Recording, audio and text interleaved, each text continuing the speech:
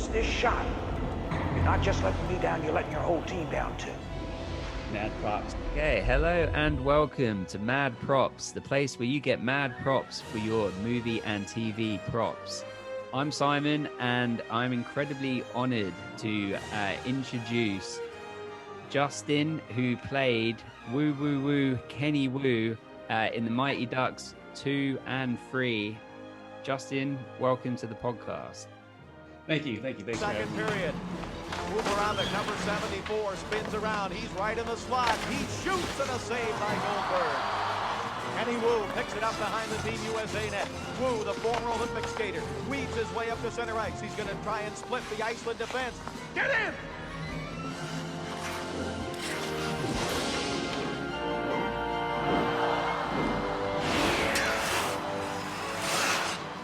Pretty cool, huh? Fulton back to Kenny Woo. He shoots. He scores!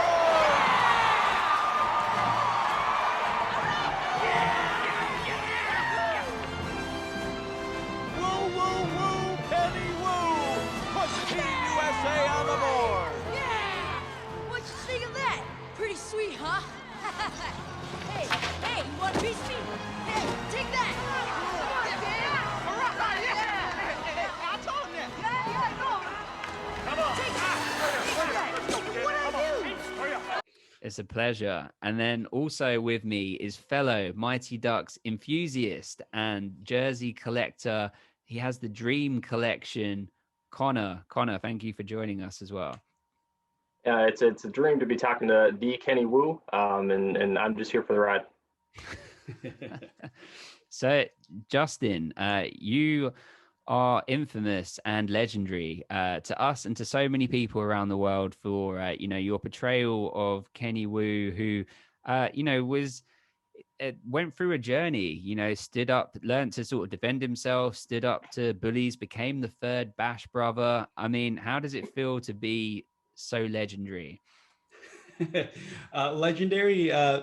Yeah, I guess you could call it that. I mean, it feels kind of weird, but it wasn't actually up until I'd say 2 years ago when I went down to the Anaheim Ducks silver anniversary. And that was kind of like the first interaction that I had involving Mighty Ducks since maybe D3 and maybe some of the premieres involved with that, and just kind of still being a little recognizable a year or two after that movie. But it really dawned on me 2 years ago at that anniversary how important the movies are and were to so many people. I had no idea. I thought this was just stuff that happened in the 90s. Everybody's forgotten about it. Nobody cares. But then all these fans came up.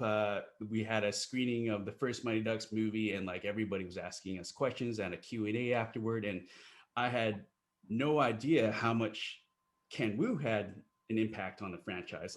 I believe one person, I think they didn't even have a question. They just got the microphone in the audience, and they're just like, I just want to say one thing. Woo, woo, woo, Kenny Woo. And I was just like, okay, here it goes. And the funniest thing about that is the most famous line or quote about Kenny Woo wasn't even said by Kenny Woo. But yeah, sure. Legendary, for me, I feel the same, I guess.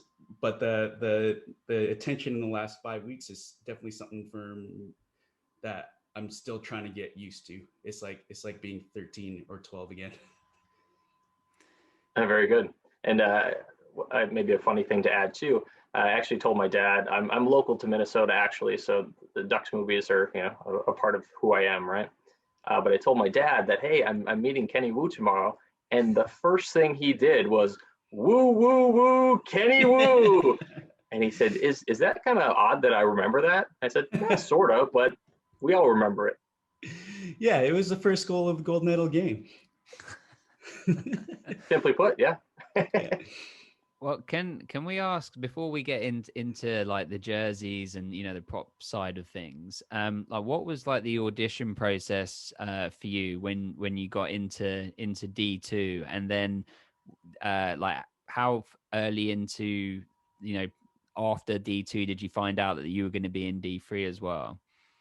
Well, the audition process, I don't know exactly how we found out about it, but I believe actually my mom found out that there was a call out for D2 and then promptly called my agent that I had at the time. And then I don't know how long it was, but then we just went in like probably that same night, did a tape of the lines that they sent out, sent it down, and then like all this is so long ago, but I imagine some time went by, and then all of a sudden I was called to actually fly down to California for a screen test. So for those of you who don't know what a screen test is they actually kind of build a miniature set on like a set on a studio and actually hire some camera and crew and stuff like that and some lights and actually film the audition with like a real set just to see how the new cast would actually do on camera, because it's a little different from like being behind a desk and like I'm just in some office just reading lines. And so everybody like Portman, Dwayne, Luis, Julie, is that it? They all had like multiple people kind of down there at the screen test, and I kind of realized that Ken Wu didn't have anybody else there at the screen test. So I was like, okay, well maybe there's like another day that like that they're going to see who else can play Ken Wu or not, but or maybe this was like a really good sign. And I think a couple weeks after that, it turned out that it was a very good sign. And like my agent called my house phone way back before cell phones existed. I answered it, and I don't think my mom was around. She told me I got the part and that I was going down to LA filming for 6 months or something like that. And then I don't even remember if I said bye to her or hung up or thank you or anything. All I know is like I was jumping around every square inch of my house, jumping in joy. It was awesome. And then for D3, I think it's kind of usual business for, it might have been a Disney thing. I don't know if this usually happens, but they sign you for what they call options. So basically, I signed two other options so that if I needed to return either as Kenny Wu or if they want to use me in another Disney movie, I believe I was somewhat like obligated to do that work with them over anything else if I got any other parts, but they needed me, they could say, okay, well, we have this contract in place. So I didn't know at the time when I signed those options if D3 would happen, but when it did, I was ecstatic, just as ecstatic to return. That's awesome. And I mean, you're part of an iconic trilogy that has now gone on to have, a TV show and a series that is, in the motions right now as we speak, and you're about to be in the episode that's going to premiere in like 2 days' time. I mean, how are you feeling about that? And I assume that was a great experience to put back on Kenny Wu's skates, so to speak. Yeah, I mean, I'm a little nervous. I haven't acted since D3. I mean, I've done a few things. I did a few things after that, but then kind of slipped out of acting. But I'm a little nervous. I haven't seen much of the episode. I hope that I could watch it without cringing every single time I see myself on screen. The experience itself was amazing, mostly because I got to see Garrett, Vinny, Eldon, Matt, and Marguerite all come up to my hometown because it's being filmed in Vancouver, where I live. And getting back on set was surreal, to say the least. Like I'm a sound engineer now, and basically usually I'm taking care of artists. I do monitors on stage, so I make sure that they can hear everything that they need on stage. So I kind of sit side stage, and I also kind of like help them kind of set up and stuff. So I'm always helping artists and whatnot. But then moving to on set where everybody is there to help me was like the solar opposite. It was like so weird. Like, first of all, I had this trailer that was huge. It was like at least 200 square feet. It had a fireplace. It had a big screen TV that I never even turned on, and like a shower that I never used, a bathroom. And I spent probably maybe 20 minutes of my day in it every day. And then like every single time I was like, yeah, I'm going to go get a water from craft service. All of a sudden there's someone running off to grab it for me. Or even when I was like, yeah, where's the closest washroom? And I'll go off the washroom. Then all of a sudden I hear on the walkies, there's like, yeah, Justin Wong's going to the washroom. And I'm just like, what is going on? So yeah, it was cool being back. It was a lot of fun, but mostly 100% it was just seeing old friends. That's so great. And to interject, was that just for you, or was that for the other Ducks too? The trailers? Yeah, just the No. you know, first star service. We were pretty much treated like royalty. The cast, like the new Ducks were so happy to see us, or the Don't Bothers were so happy to see us. The crew were just ecstatic. Like they're all like of the age that would have been fans in the movies. They had us, we signed jerseys for some of the production crew and stuff like that. Everybody was delighted that we were there. So they were more than happy. I mean, like I'm exaggerating quite a bit. They're not like on it, waiting on his hand and foot and everything, but it's just interesting going from my life typically as just an ordinary person to all of a sudden treated like that way on set is quite shocking. Well, you're the man, so don't downplay yourself. You are the man. And well, I mean, we obviously don't know. I'm sure that you're great in the episode, by the way. I'm sure. I can't wait to watch it. But I mean, we're obviously hoping that there's going to be more, seasons of the show. I mean, if the opportunity presents itself, it's, would you like to return again? Without a doubt. If they call me, I would just say yes right away. Like, awesome. Yeah, there's no way I would turn that down. Awesome. I can't wait, as I'm sure Connor can't either.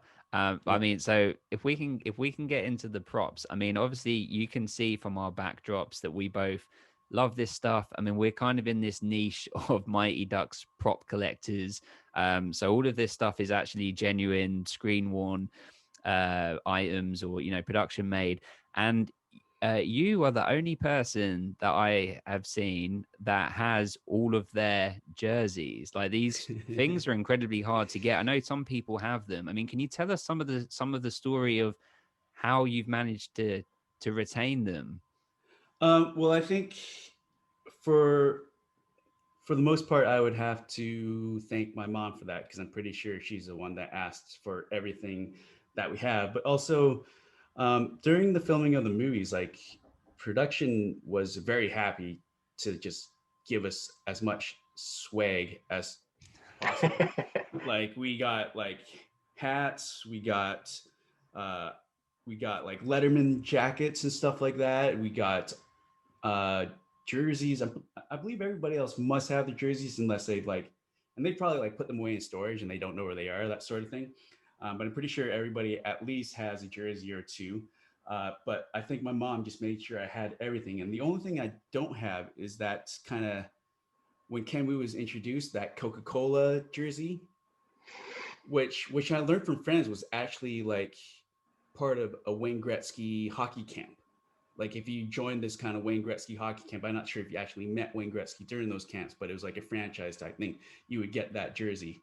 Yeah, I think it's still a real thing, that Coca-Cola features. Yeah. So, but yeah, so I've got those things. I think when I actually had maybe some hockey pants that I brought home because they fit. So I wanted to use them for minor hockey, but I don't have them anymore because they got trashed and I gave them away. I think I even had, I think maybe D3 actually had CCM Tax, the skates that actually had the Reebok pumps on them. Wow. Which were awesome. So I actually used those for a couple years in minor hockey until I outgrew them. But I had those, but I probably threw them out as well. But yeah, I got jerseys. My mom's got lots of photos, and I've got a couple of other things that might be interesting. And for the record, I do know that Coca-Cola jersey, I think it sold in 2009 or 2010. If I track it down, you will be the first person that knows. Okay, cool. Well, can we have a look at your jerseys? Yeah, for sure. Okay, so right here we got the Warriors jersey.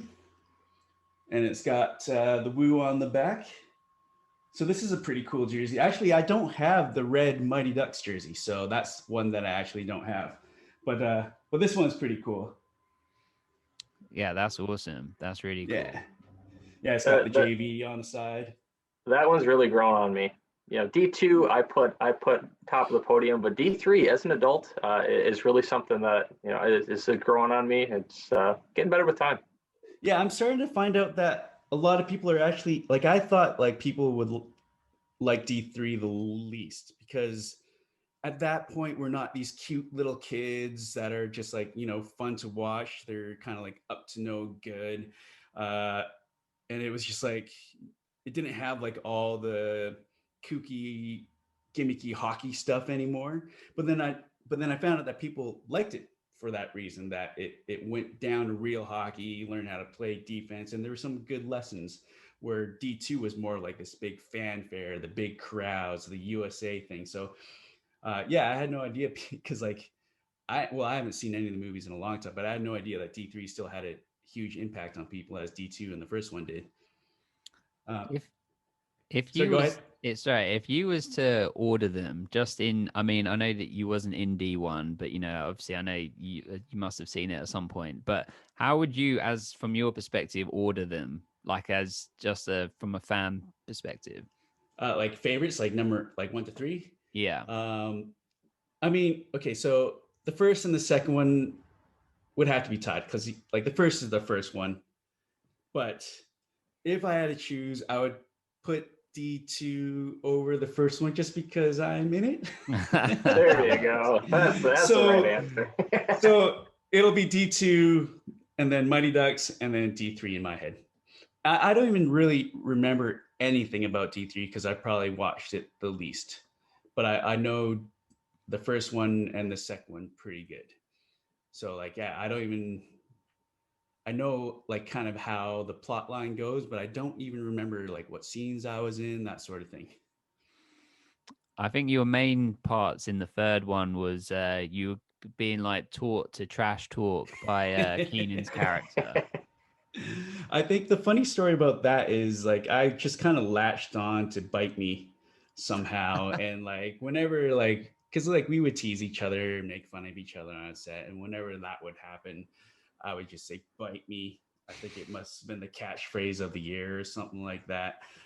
Maybe there's a lot of Beavis and Butthead going on within the cast or something like that. But like I think Steve Brill kind of caught on and just kind of heard that stuff. And actually, that wasn't in the original script, and he kind of wrote that in just because he noticed that I was just kind of saying it a lot around set. That's awesome. What other ones do you have? Okay, so I have, of course, Team USA with the Hendrix on the side. Oh man. So that's really rare to have the Hendrix on there. Like for some reason, after these USA jerseys, after the filming, most of them had the Hendrix patch removed for some unknown reason. Oh, really? That's Yeah. interesting. Like they're the actual movie worn jerseys, but they removed the Hendrix. Yeah, so that one there that you have, and then the one I've got Goldberg's one behind me, they're the only two, correct me if I'm wrong, Connor, but the only two that I've seen, and we've seen, tons, that actually have the patch on. Huh. So like Connor has Jesse Hall's. You should keep that on there. Yeah. Well, Connor's got Jesse. Is it around there somewhere? Is it in reaching? Yeah, do you want me to grab it? Yeah, bring it out. You can sort of see what he's talking about. But yeah, the Hendrix patches were all removed, and I was actually hoping that you might know why, but because we have no idea, but I guess not. Yeah, so actually, this one is Julie Gaffney's, but you can see, and it's probably hard in person, but you can kind of see the outline of where it was on there. Oh, interesting. But there are. From my nerdy prop knowledge, those are the only two I've ever seen that still have it on. So wow, make sure not to take it off because that is pretty cool. I guess it's worth something then. But yeah, I mean this jersey is amazing. Like, I didn't even know that my mom brought this home. It was actually a friend from work actually asked, who's he's a jersey collector of NHL teams. Well, mostly of the Habs, the Montreal Canadiens. He's like, "Do you have that USA jersey?" I'm like, "No, I don't think I do." But then I asked my mom, and here it is. And like, I guess maybe subconsciously, this jersey wasn't that important to me because I was Canadian. But I'm so happy that I have it. I love it. It looks awesome. I love how the numbers on the front. It's got the big star and everything, and the stars on the shoulders.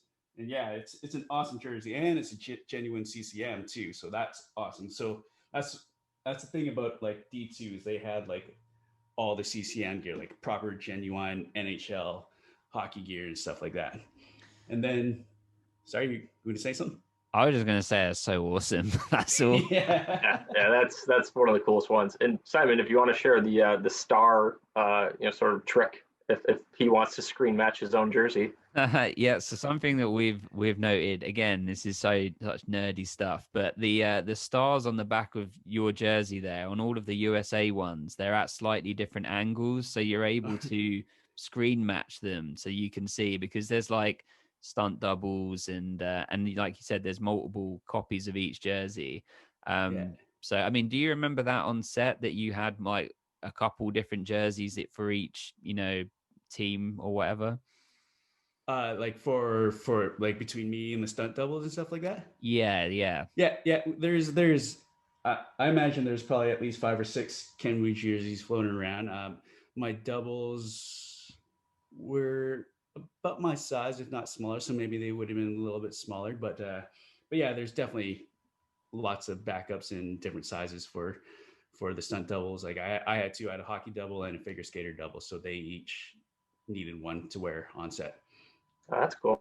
I do know one person that has one of your USA jerseys, so that's kind of fun. I wonder how they got out there in the first place. So, like, did Disney like open up their vault and just sell like a bunch of stuff from their props closet or the costumes closet? That's a good question, and Simon, you can correct me if I'm wrong too. But I think in 2009, a lot was going on then.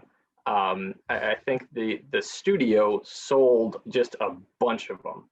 And that's where I grabbed actually most of mine. I got Iceland jerseys for my brothers and grabbed a couple others kind of right away.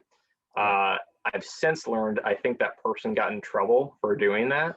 I don't know if that's true. I'm far from Hollywood. I'm in Minnesota, but that happened. That's an interesting story. I wonder if like they just, I wonder if they were actually told to, or if they're just like, that we need some room in here. Let's get rid of all this stuff. Have a garage sale. I'm sure Simon is too. We're sort of glad they did, but yeah, because I see you got like Trinidad Tobago back there and some other jerseys, like, and that Goldberg jersey with the felt written Goldberg on the back. That's amazing.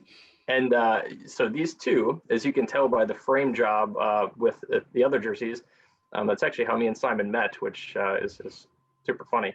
But those were from Simon.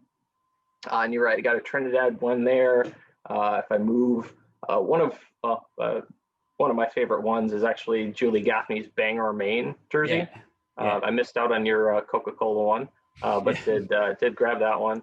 And a couple Hawks jerseys. I think those are fun, even though they were kind of the enemy. But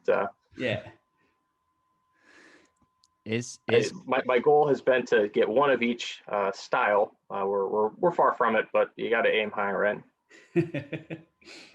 Connor's collection is crazy, but it's kind of like to us, I think, as fans, it's like you get to own a part of the movie. I know that sounds like strange, and it's crazy sort of hearing you talk about it.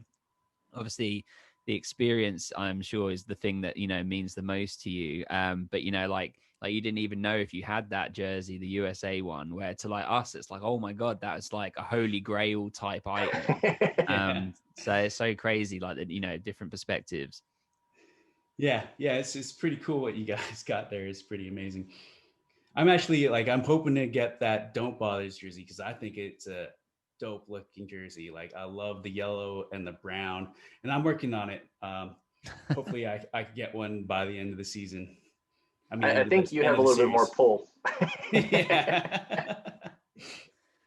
So we got so I got also the District 5 jersey, which Ken Wu never wore.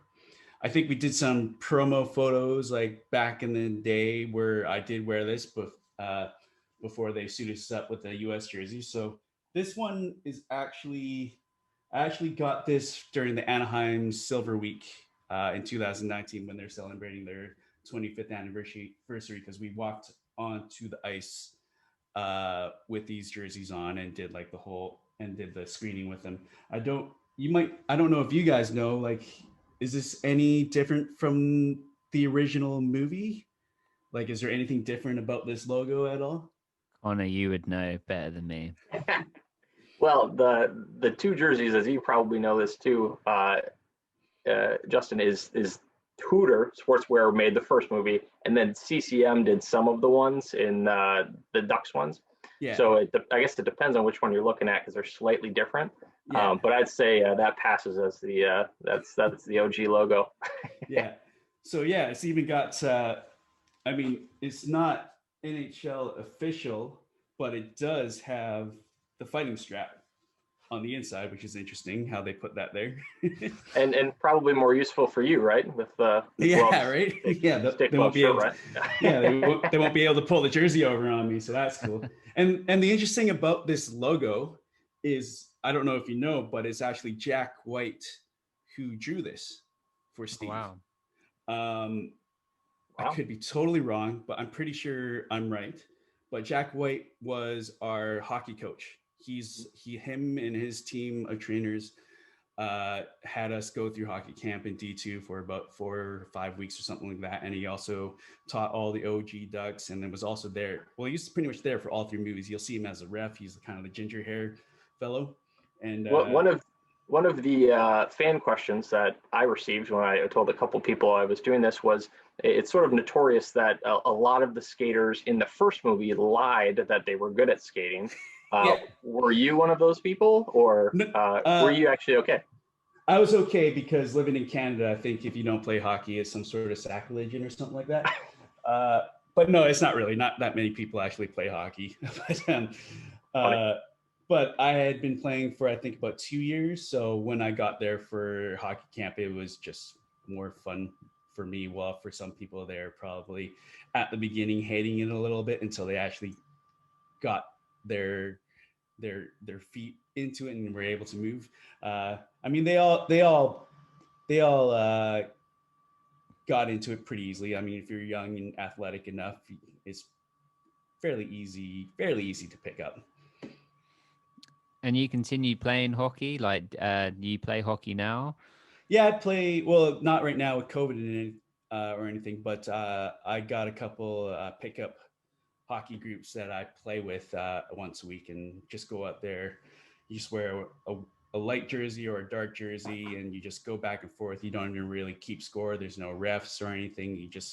You have respect for everybody out there. You don't take slap shots from the points or anything, and you're not out there to hurt anybody. And the only time you kind of count goals is just to know when to switch goalies, that sort of thing. Like you go to 5, okay, switch goalies, and then go to 5 again, that sort of thing. But yeah, like I quit when I was about 14 or 15 when they introduced hitting.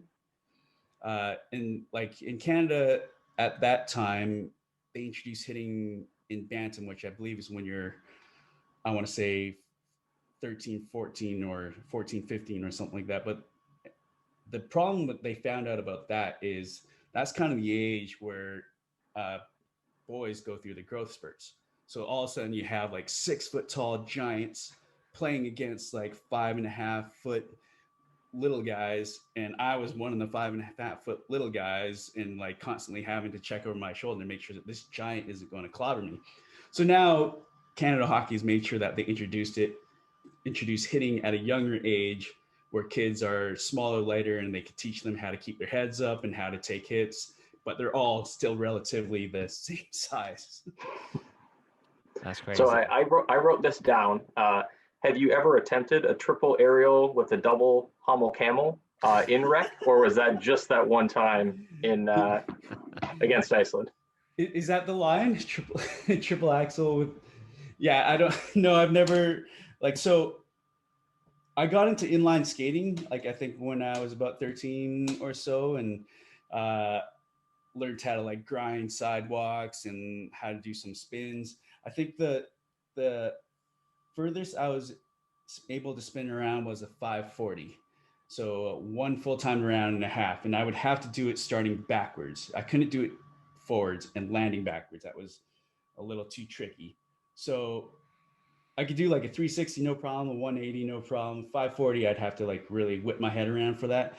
And then actually in D3, that one scene where you see Ken Wu crash into Goldberg during one of the practices, that's actually me doing that 360 because at that time I was able to at least do that. But a triple axel, I think that is like, from what I heard, the most difficult spin in figure skating. Like, I think there's like a certain age, like I was told that by the time you're like maybe in your late 20s, your body just can't do it anymore. It's just not possible. That's why figure skaters are so young and they go through that. And spinning around 3 times is extremely difficult. So mad props to all figure skaters out there that could pull off a triple axel. And you just dropped the name of the podcast. It's subliminally, so. I saw your point, Simon. That was good. Yeah, that's excellent. I might have to cut that in as an intro, but with your permission. Go for it. I just realized as we're going along this is kind of following a have you ever seen the YouTube series Hot Ones where they like eat the hot wings and then they do like the interview questions? Have you ever seen that? I've heard of it. I think I might have seen a clip of it, but I don't follow it or I haven't seen a lot of it. No. We're basically doing that, but just with Mighty Ducks jerseys, which is even better. That's amazing. Right on. Just give a visual and then you go. You should wear one of these jerseys for your pickup games. I know that you wouldn't. Yeah. But maybe if I mean, there is one that's probably not as nice as the others here, but like the rest I have, not all the rest, but like I've got 3 of the original Anaheim Mighty Ducks jerseys. How have you got 3? I have no idea. But so this one, I imagine this is the one that I wore the most. It's a CCM. That's the D2 one. Yeah. Right. I think so. And then Simon knows so. yeah. So this one, I have no idea where this came from, but it's different. This is an actual NHL authentic one. Like this mask is padded here, where this it's stitched. Yeah. Yeah. So this one, it's got a CCM NHL logo. The other one also has an NHL logo, but this one also has a fighting strap. So I have no idea where this one came from. Oh, I see. It doesn't even have a number on the back either. So yeah, I have no idea where this came from. Maybe my mom just found it somewhere, or somehow... maybe they gave it to you as like promo for like the new team coming out or something. That's what I'm thinking. And then there's this one. It does have an official NHL thing on it, but it's made by Starter. I don't know if the NHL, how much the NHL used Starter in their jersey. Justin, do you know what movie that one's from? My guess is it must have been like, did we wear these jerseys in D3? Yes. Yeah. Okay. So I'm guessing it's D3 because I remember, I think I specifically remember that D2 had the CCM jerseys because, well, it kind of matches with the USA jersey, like costumes just got it all made by CCM. So this has got to be the 3rd movie, I'm thinking. Yep, and sort of a trick question. At least the nerds like me and Simon, that for sure is D3, and then your CCM is for sure D2, which is so cool. Is that the way you could tell? It's just because it's made by Starter. It also has the air holes, so it's not like it's not the same material as the D2 one. It's kind of got that practice jersey material on it. Sure. Yeah. And then so cool. This is a signed jersey by everybody. Oh, that's awesome. So it's also got the padded stuff. So maybe there's these just jerseys that were just kind of given out to us to kind of take home. I think the that tag in the back, they're like authentic NHL jerseys, Yeah. which are a little bit different than the movie jerseys that are a little bit Yeah. probably more breathable and stuff. But Yeah. that's awesome. So this is actually a Conway jersey. But my mom had this weird idea saying, "Look, why don't we change it to Woo and change the 9 to a 1?" So she actually took Conway off, unfortunately. So I'm like, "What are you doing? That's a Conway jersey. Like, we got to keep it Conway." And I'm like, "You got to find the letters." And she's like, "Oh, I can't find them." But then luckily she did. So I got the letters right here with a Vancouver Canucks sticker for some reason. But I'm going to have to go to a local jersey number or whatever you call them, Sure. get that put back on. And I hope they could do it, because nowadays they use name bars. They sew it onto the bar and they sew the whole thing on. And like, I'm hoping that sewing on individual letters isn't something that's too difficult for them. I'm sure someone would do it. I just have to say, Justin, that your mum sounds like the coolest person. Like, you have no idea. Like, we should get her on for the podcast too. Yeah. That's awesome. And then what a move. That was good thinking on her part. Yeah, but yeah, I want to get Conway back on there, because it's pretty cool to have a Conway jersey. I believe I did have a Kenny Wu signed jersey, but when I was in high school, we donated to the school for an auction to raise money for something. I don't remember what it was for, but to raise money. They probably had all the celebrities that were attending donate something. Is that right? Yeah, I think I might have been the only celebrity at that time. Yeah. But yeah, so I don't have the one of the two signed jerseys that I used to have. And then this one is a little less movie prop-ish, but it is the 25th anniversary Anaheim Ducks jersey that they wore a couple times in 2019, or at least during that Silver Week. Again, it's got the padded duck and everything. And then it's got like the newer Adidas kind of cool NHL logo right there. Yeah, that's really cool. Yeah, I really like how they have that on the new NHL jersey. So this is Adidas. It's got the Adidas patch and the new style of name bar instead of individual letters. And so, yeah, they printed these up for us, and they just gave them to us. Like, we didn't even wear them at the Silver Week. They're just like, "Here, have these." I'm like, "Yes, sweet." So, yeah. Wow. So that's all the jerseys I have. Here's Ken Wu's stick. So it says, man. It says Ken right there. I like to say it's the official stick that scored that first goal in the gold medal game. That's and then promptly got into a fight afterwards. And, that was with the goalie, correct?